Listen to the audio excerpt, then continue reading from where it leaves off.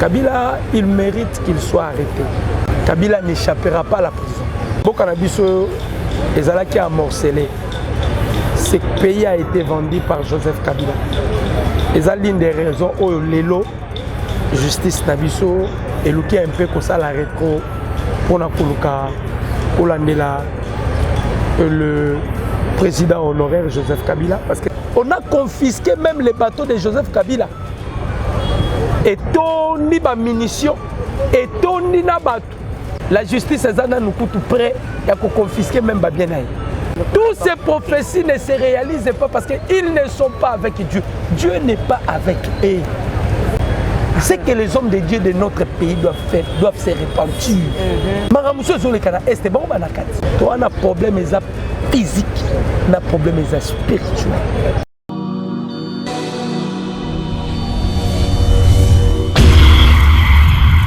C'est une nouvelle chaîne chez vous, Espoir Henri, Kassim TV, abonnez-vous massivement, tous les fans de Maman Tatiana, Bino Baibonara, tout son bitinia makani. Ma indication politique ya kitoko, venez nombreux vous abonner, s'il vous plaît, n'ayez la baie la rabino, pourquoi pas ratolali pour la mouki comme si on maman 10K 20K. N'est-ce pas? Et aussi on a vrai bien parce que seul soutien, on a ces cabinets, les alliés pour s'abonner massivement ici, les alliés qui ya professionnalisme. On y a la musique, on y a la politique, on y a la nyonso awa, to banda kolobe la bas sujet, tout. Iko quel non, n'est-ce pas? Allez, à suivre. Wow.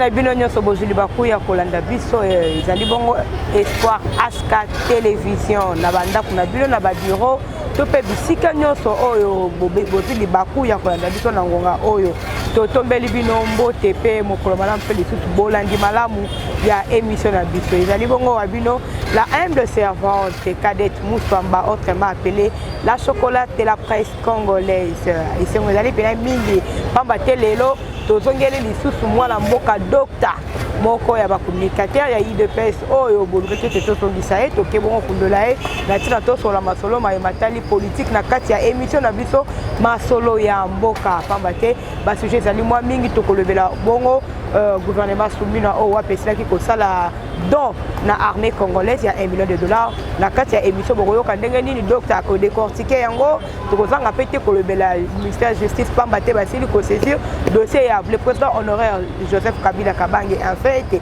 azala sujet na ba acte na ya asala pe oya soko koba ko sala et puis d'autres sujets oyo wapi boko découvrir na kati ya émission na biso sans plus tarder na sengi na Régine na biso ba ko tselangai invité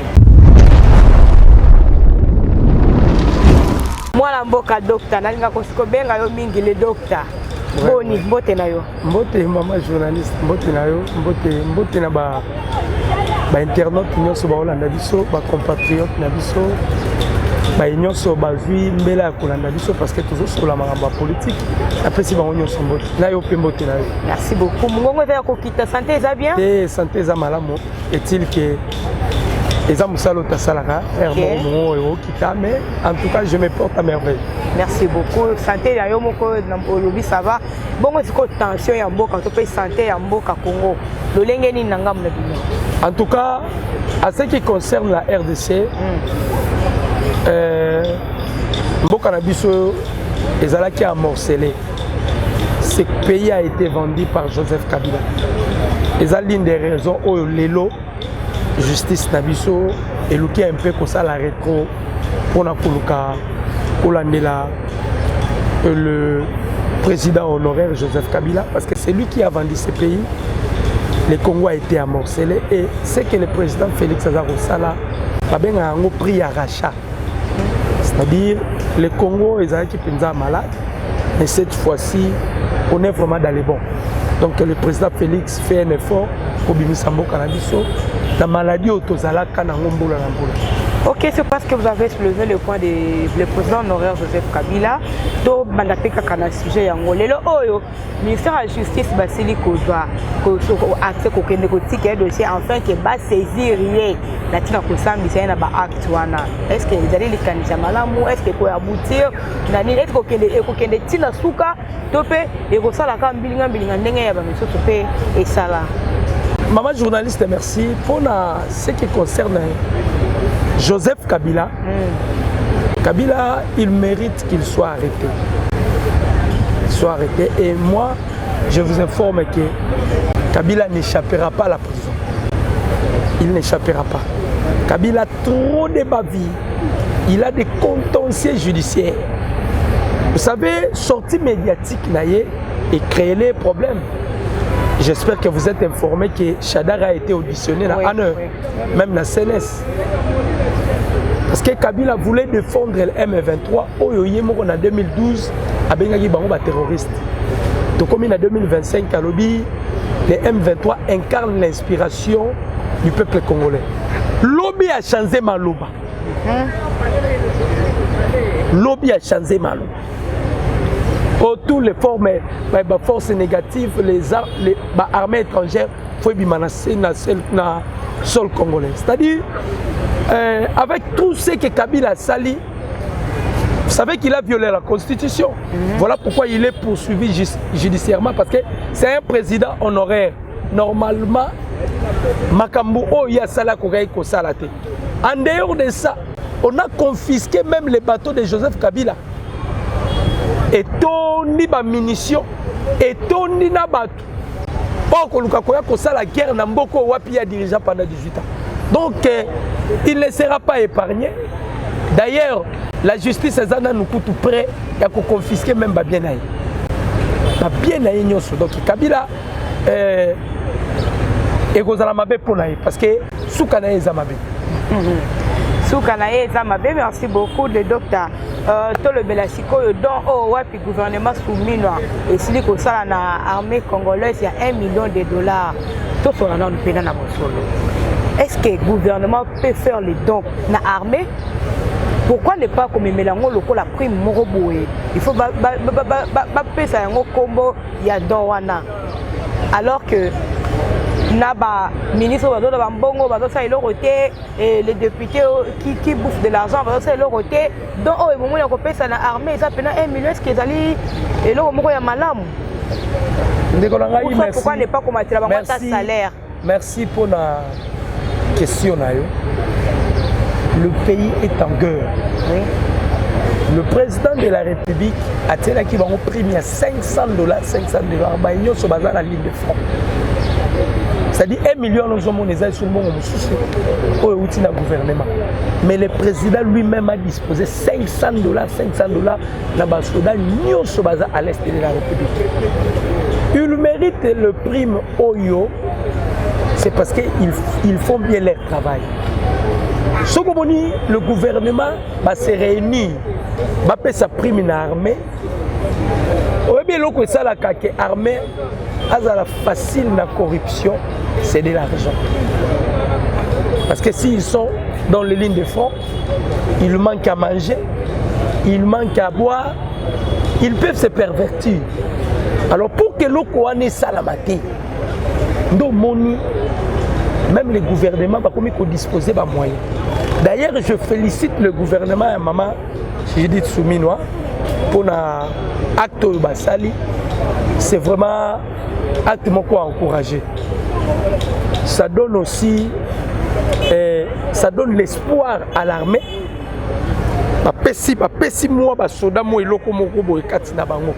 Bazotalisa basoda ke tozo compatir na bino. Na ba oyo bazokufa. Na bino bokufite. Eza musala bino bondimaki. Musala basoda soit la mort, soit la vie. Mais bazo compatir na bango. Voilà pourquoi le gouvernement madame Judith Souminois oyo kuti ko sala excellence ya makambo ebele. Si on peut aussi parler de ça, on parlera de ça. Et ça, gouvernement, au moins, je félicite. De tout cœur, je félicite vraiment ce gouvernement ici. Moi, je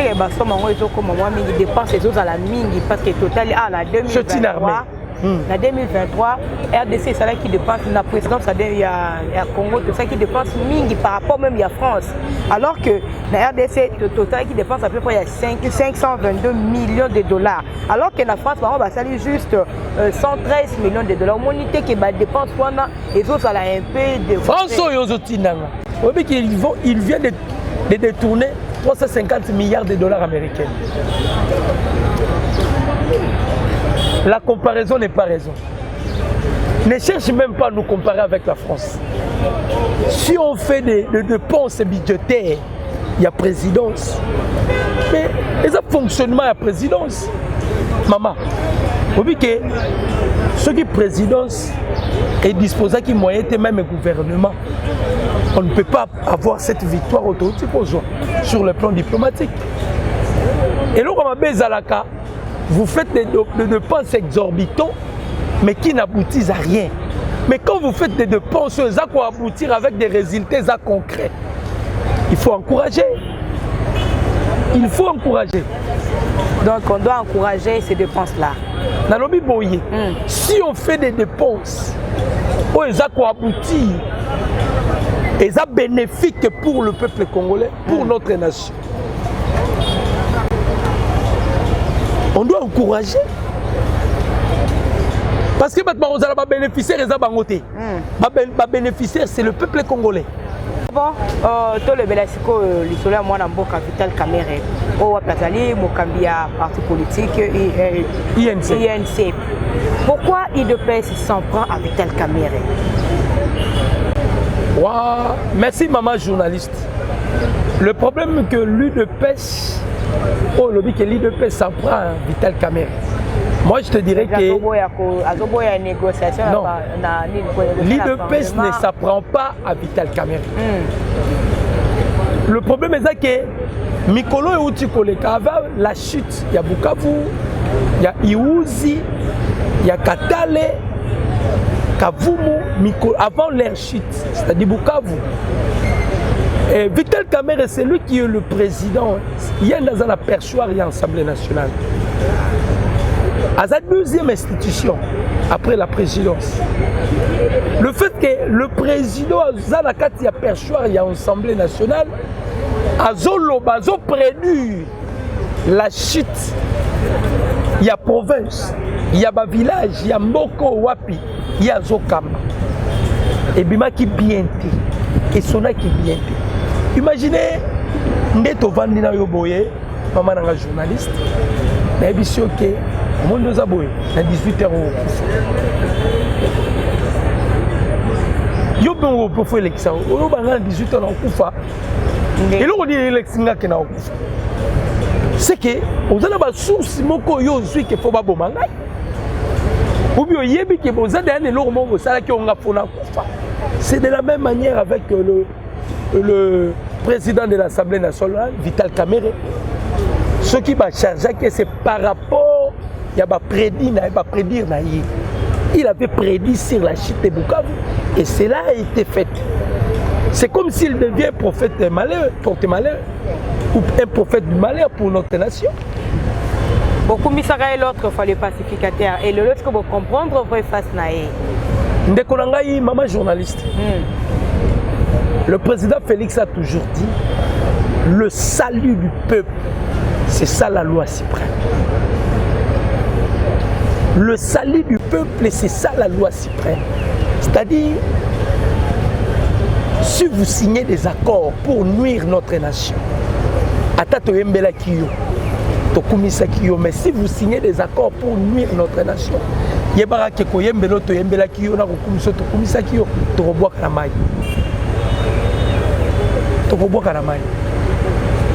parce que là, vous ne faites pas la vision. Yambo Cannabis, vous n'incarnez pas même la vision du chef de l'État.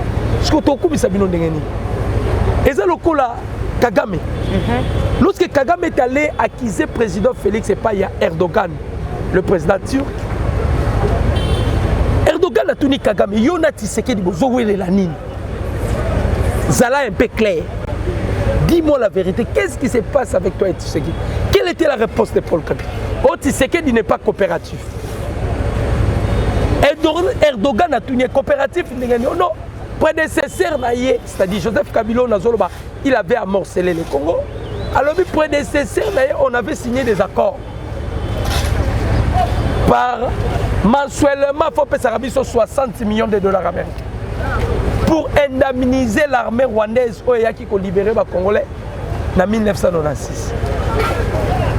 Maintenant, le président Félix, en observant les accords, a montré que les bénéfices qui étaient au peuple congolais, c'est au détriment du peuple congolais. Pourquoi accepterait cet accord? Pourquoi accepterait cet accord? C'est-à-dire, si on a chargé Kamere, c'est par rapport à Yabadir Naye. Lui, c'est un président de l'Assemblée nationale. Il ne peut en aucun jour prédire du mal de son pays. Et ça, le kolayo mama, ozala mwana yo, oboti mwana na yo, obisa mwana yo, zoba bako sente yo.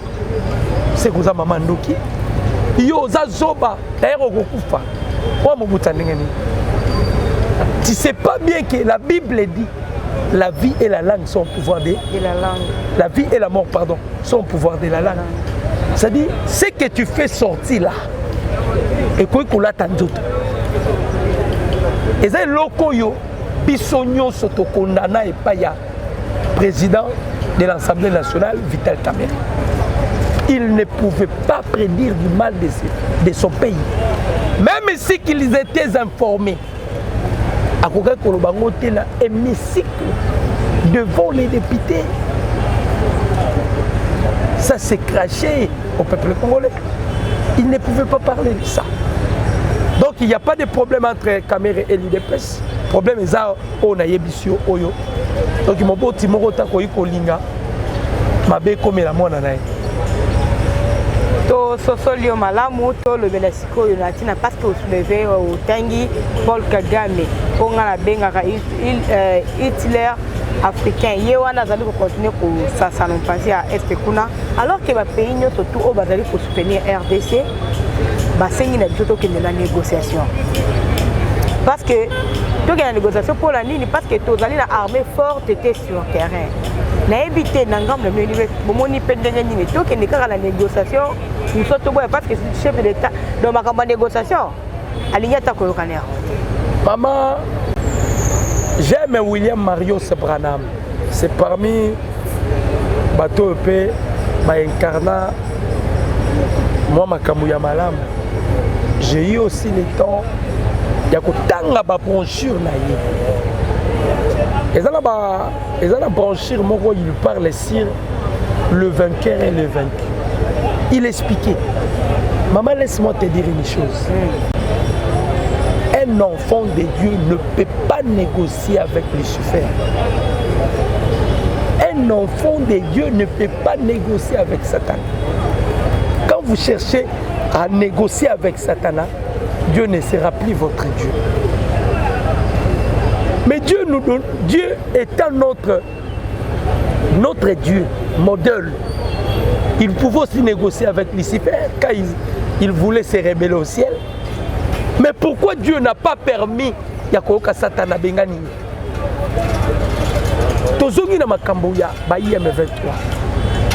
Le président Félix ne peut pas se contredire na badir na ye. Alors, aller négocier avec les M23, c'est une ligne rouge que moi, Tshisekedi, je ne peux en aucun jour affranchir. Pourquoi ça? Les M23, c'est une coquille vide. Et ça, armée rwandaise. Aller négocier avec les M23, c'est le début de la balkanisation de ces pays. Natanga cahier de charges à M23. Tshisekedi étant panafricaniste, étant un démocrate, il ne peut pas s'incliner dans le cahier de charges. Paul Kagame, Oazo Sala a commis la souka, maman journaliste. Bah, bisoté que bazo ravagé dans l'Est, oui, bah, na katia koboma. Mais ma comme elle est déjà bon. Vous n'êtes pas informé que Tony a des sanctions quoi il n'a pas. Donc les choses changent. Ma kamboza biso ndenge ezala quitté. Bato ba mandé ko pousse biso na négociation. Ce sont les gens qui étaient déjà en contact avec Kigali, entre autres les prêtres catholiques. Mamoza omi tout na question te ba prêtre catholique mikolo ba olo ba lisouté. Mais la ministre va que Kampala, éviter ba voyage, nous surtout là ba. Kampala ba que ko pesa compte rendu.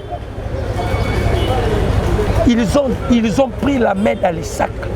Frigolé Ambo, pardon, à Bécholé. Monseigneur. Il a été auditionné dans le CNES, Conseil national de sécurité. Il a été aussi auditionné dans l'ANER. Mais dans le CNES, il a auditionné à projecter des images. Comment ils se sont en connivence avec Kigali. Des conversations, un prêtre catholique. Bateau Babengami dans la prêtrise pour sauver les âmes. Mais Bazalaki Nakati a planifié balkanisation. Balkanisation, c'est-à-dire ils étaient pour que le Congo soit balkanisé. Dieu merci. Les prêtres. Dieu merci. Depuis Baouto Sambi, c'est besoin de parce qu'il y a eu des preuves. Soit Tito Kangayo, soit Kangamono.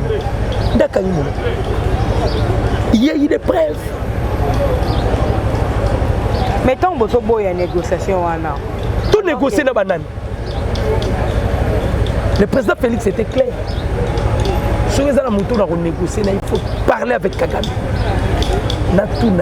Qu'est-ce qu'il cherche dans mon pays? Et l'autre sur le plan diplomatique, que la communauté internationale, les Occidentaux, va reconnaître M23 que ce sont des terroristes. Ce n'était pas facile. Les M23 sont reconnus comme les terroristes.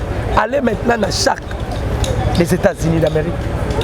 Les États-Unis ne peuvent pas négocier avec les terroristes. C'est-à-dire, la contradiction n'a pas de place. Comme les États-Unis ne peuvent pas négocier avec les terroristes, la loi n'est pas seulement aux États-Unis. La loi doit descendre par. Nous aussi, c'est impossible de négocier avec les terroristes. Maman, là, je te dis la vérité. Faut y aller là, maman, le président Félix, c'est un don du ciel pour le peuple congolais. Le président Félix, hormis roi Salomon dans la Bible, il est le seul au Yazwa Bokunzi. À Mema Batuna Marti, il a fait des prières pour ce pays.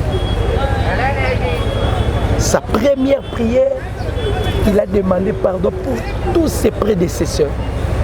Et sa deuxième prière, il a imploré le règne de Dieu de descendre dans Mboko. C'est très difficile que Tshisekedi a échoué dans ce pays. C'est très difficile. Même la guerre que vous voyez à l'Est, récemment, il a dit aux officiers à Robinabango, tous les mécanismes sont déjà en place. Bientôt là, Egoma, Bukavu sera libéré.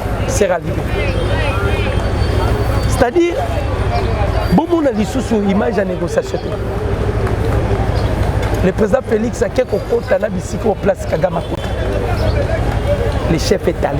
Mais bah bazali ko soutenir biso bamboko ezali ko soutenir biso bango nde baproposé bamoni pena ke non ndenge makambo ekendele Congo ezo risqué ekoya pena nyonso bokeka la négociation on a discuté on a non nous sommes prêts à négocier mais pourquoi vous voyez là mais tu obligé qu'il faut Kagame négociation la biso faut ezala na basima mibale nini feuille de route à Luanda na feuille de route à Nairobi.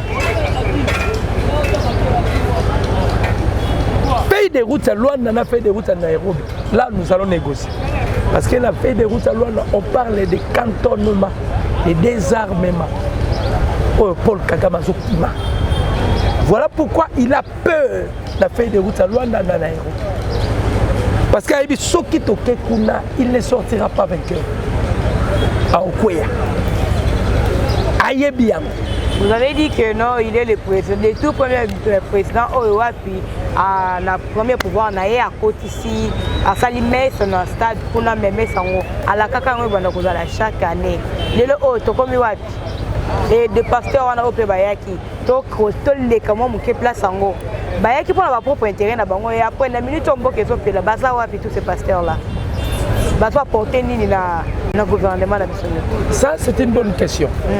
Tozongina la première question baki mukonzambo ka baki bando kozala chaque année messe wana ko maman nangai Dieu parle qu'une seule fois. Dieu ne parle pas deux fois, Dieu parle qu'une seule fois. Et je veux vous démontrer combien de fois Dieu parle qu'une seule fois. L'histoire, il y a Balaam na Balak. Balaam est un prophète.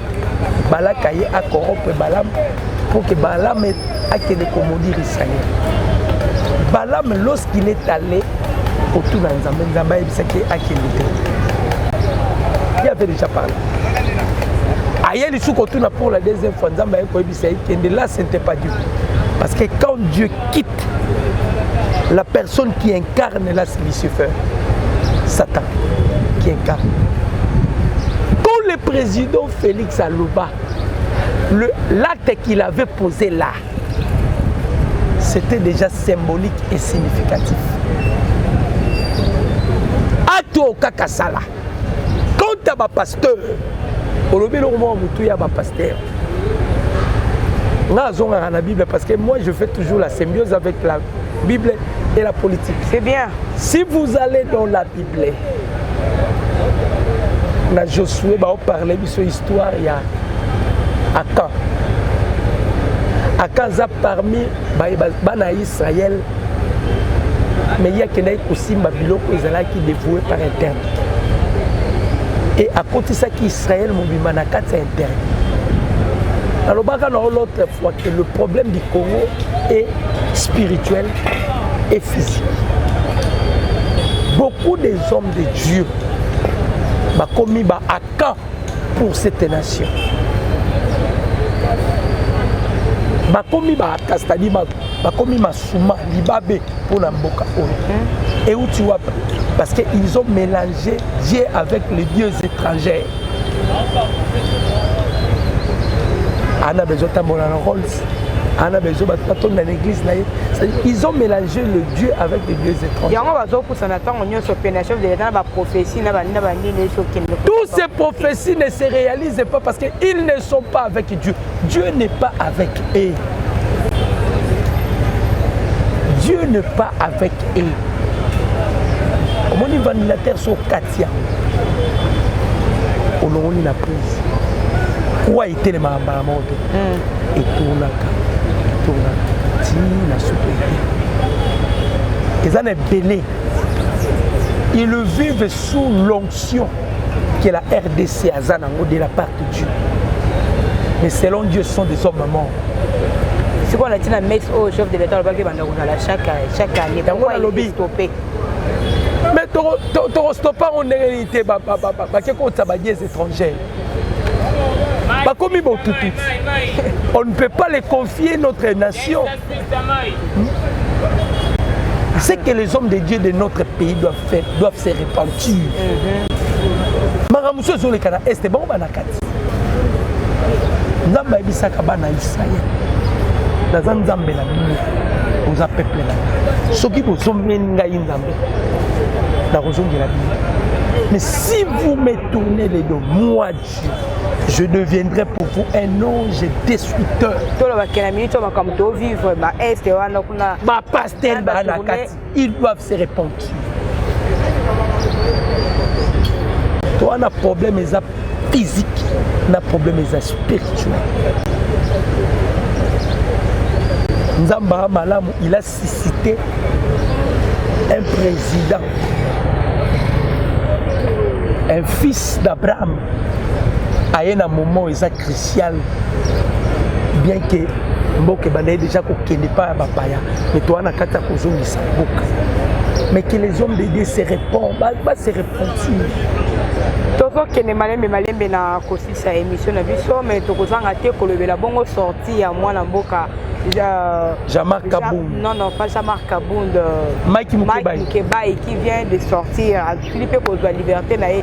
Non tout na docteur. Yango ba prisonnier politique so comme ko bima bo set ki kula bimi Jean-Marc Abimi lelo oyo Mike Mukebai pe abimi alobi bona ko bima na ye. Bo bimi siye mais combien to continuer kaka. Asa kombana na. Mais so ka moni makamba mabe akanga mnoko ti. Mukebai azana Nambogo. Il est comme moi. Amélie Neba Bangina Melana Lingwala. Ayepa Lobina Biloba Loba. C'est fumeur de chambre. Ngana moi Lingwala, je connais Mukebai. Je connais Mukebai. Yego to tika. Tika. Oh ça litna, ya ça litna nani. Basa ba pate ya Moïse Katumbi. Ba Mukebai wana. Sont des pâtés de Moïse Katumbi. Moïse Katumbi a rêvé d'être un président de ce pays, dans le niveau nini d'intellectualité. Dans le niveau nini vous allez diriger ce pays. Vous avez chance à rediriger le pays tout en état abruti, c'est Joseph Kabila. On est allé qui va belge, il va humilier tous les professeurs et l'université. Tout là bas on a beaucoup. Bato mayel, ba belge va mettre relax abino ke boara bazoba. Batie la biso un con à la tête de notre pays pendant 18 ans. Tala siko yewana auti ko sala thèse ya doctorat. Mais ba sortie médiatique. On les lati. O mitunyo mona ma chombe otunini. Akina o sa ne thèse ya bangi parce que yé mususu yé momeli bangi o wapi. C'est parmi les critères. Joseph Kabila, fumeur de chambre. Il est toujours saoulé. À dirigeant beaucoup dans sa fuite. Oh, je te dis, ma kabiliste est bien. Amela Kabilo ma casse donc lui il a pour na qui de page qu'on s'est drogué. On a soit s'est drogué menda et qu'on a kinga katima kof. To betel so mususu. To betel so mususu. Wana fretin. Na lobi na wana fretin. To betel so mususu. Union nationale, pardon, en préparation, enfin, aussi le décision de la gouvernement national, Union nationale, pardon, na kolanda conseil ya mototé est-ce comment que ça les canisia malamu qui a ça la yemoko et ko la teka tie batu o ya ye a tie ba proche ngenge. Si le président Félix a dit cela, il faut savoir une chose. Le chef de l'État a un pouvoir qu'on appelle un pouvoir discrétionnel. Et sur son pouvoir discrétionnel, il peut nommer qui il peut nommer. Mais ce qui vous condamne à l'objet, cette fois-ci, il va créer un gouvernement de cohésion nationale ou un gouvernement unité nationale. C'est parce que le chef a compris qu'il y a trop de corrompus au sein de ces gouvernements. Il y a Maman Jédi Toulouka, bien que Bamoussous va exceller, entre autres Thérèse Kaikwamba, Patrick Mouyaya, Maman Jédi Tiyemoko, Liaou, Jean-Pierre Bemba, les chefs, Maître Costa Moutamba, ce sont des gens qui ont essayé, Guy Luandomboyo, mais les autres corrompus. Voilà pourquoi les chefs Yemoko a décidé, et je vous informe qu'il y a de ceux-là qui seront reconduits. Et ça, vous avez relobaté. Quand Moussala n'a pas ça, qui est dans son ministère. Il y a la maman Thérèse Kaikwam. Pour l'affaire étrangère. Ok, c'est le sous-président Félix Tshisekedi, sa maman Thérèse Kaikwam. Ah! Moutasali ba distinction. Moutalongoli si Vincent Biruta na Rwanda Paul Kagame limogé. Yo koyebi sa mama, okoyebi sa président Félix, azongi sa Jidi Tuluka. Moi sa bimisi Paul Kagame na kata salle. Alors ça le discours na sommet à Union africaine. Alors bibino bolo ba makamba développement en Afrique. Koyebi que pays moko Afrique est agressé. L'Afrique est a développé neni. La RDC est agressée, mutazo agressé biso yewana Paul Kagame afandiwa. Qui peut oser de parler na Paul Kagame boule? Patrick Mouyaya. Bazalaki ba pio majeur maître Costa Mutamba wana ko tukolobate. Jean-Pierre Bemba. Na revu sa président Félix. Donc ça Bemba. Ah! Maman. Ce sont des gens qui seront reconnus par lui-même le commandant suprême. Mais Jean-Pierre Bemba bazo accusé na mupanzi ya mboko ya Équateur kuna ke no azutinga ba nkeba ke kota na armée. Ndenge nini ya na transport zotinga ba tuna ke kota na armée. Omona ke kota suma la mo azongela lisusu akota suna Union nationale. Papa na ngai, ma maman journaliste Limbisa ngai, et ce sont de fausses accusations. Jean-Pierre Bemba tant akendaki na Chopo, précisément à Kisangani, akendaki par ordre ya mokonzi mboka ya kosala recrutement. Ya ba mineur. Toza pays à recruter mineur te.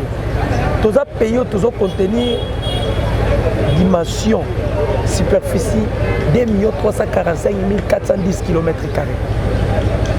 Il faut avoir un effectif, il y a plus de 2 millions de militaires actifs. Voilà pourquoi on a fait appel à tous les Congolais de s'enrôler dans l'armée. Bambongo Zomata. L'armée ne sera plus comme en avant. Nous avons un budget dans notre armée. Hormis budget à Mboka, l'armée a un budget, je m'excuse. Donc, on va prendre la Bemba, bien. Donc, tu espérais dans le gouvernement, l'Union nationale, que notre monde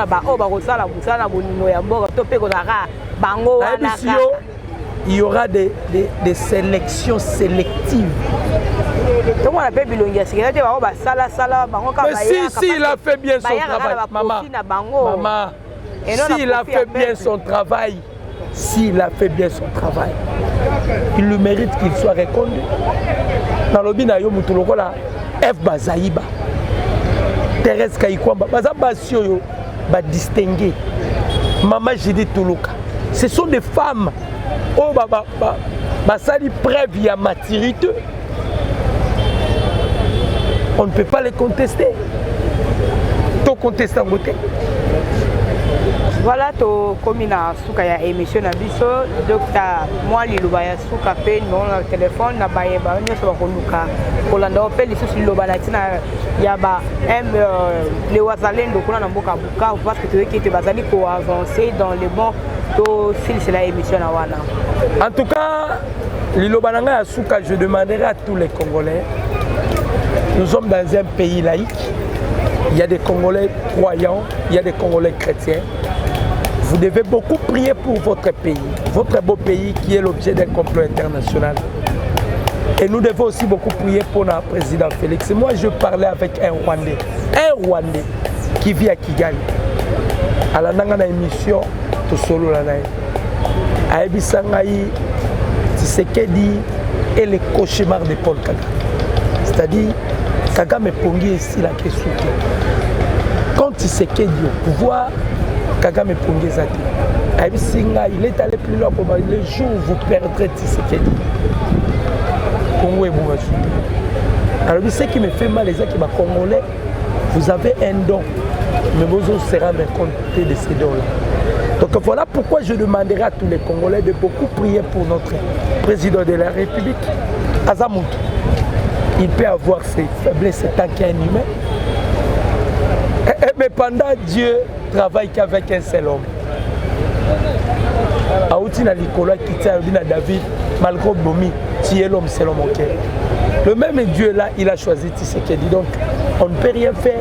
Nous voulons qu'à prier pour le président de la République. Il faut aussi prier pour les Ouazalendo, pour notre armée. Tout le monde de la mine. Nzamba Zalaka na nationalité. Dieu est congolais. Dieu est congolais. On retourne pour la nuit. Maman nanga. Oui, il y a un minerai et où tu as mikolo et ça germanium. Et ça?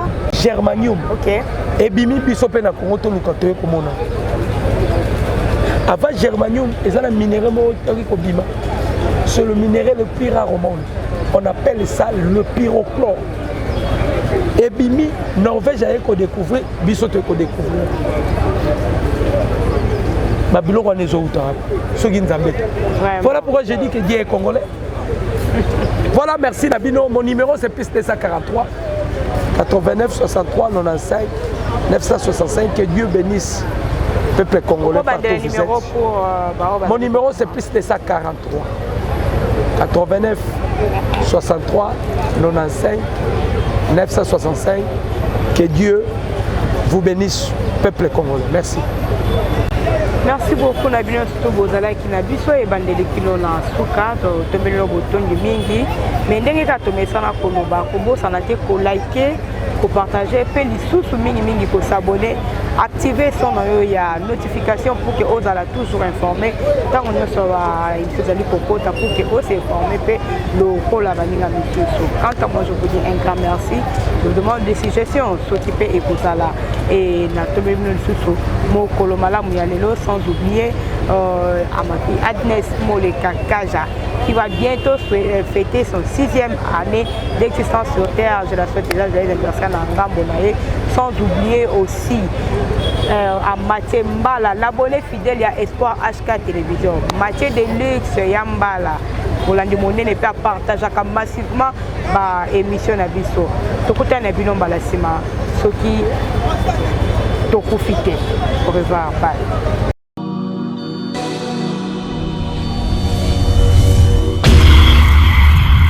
C'est une nouvelle chaîne chez vous, Espoir Henri, Kassima TV, abonnez-vous massivement, tous les fans de Maman Tatiana, Bino Baibonara, tout son bitinia makani, indication politique ya kitoko, venez nombreux vous abonner, s'il vous plaît, n'ayez pas la rabino, pourquoi pas ratolali tolamuki comme si on maman 10K 24.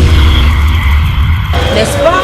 Et aussi on a fait bien parce que seul soutien, on a ces cabinets, les alliés pour s'abonner massivement ici, les alliés qui professionnalisme. On a la musique, on a la politique, on a la nyonso awa, que le banda kolobé là-bas sujet, tout. Il n'est-ce pas? Allez, à suivre. Au revoir.